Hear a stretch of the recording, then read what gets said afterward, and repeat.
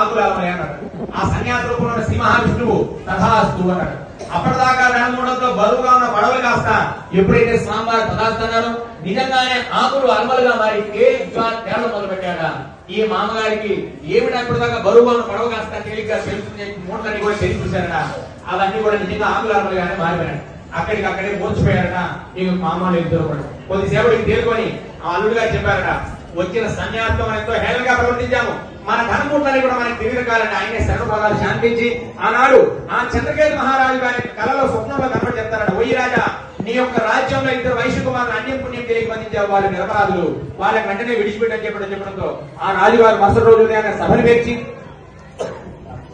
ఆ సభలో ఈ మామాలు తెలుగులో పిలిపించి వీళ్ళిద్దరి దగ్గర నుంచి తీసుకున్న ధనధాన్య రాసుల కంటే 10 రెట్టింపు ధనధాన్య రాసులు పట్టు పీతాంబరాభరణాలు ఇవన్నీ కూడా బహుకరించి వీళ్ళని నిరపరాధులు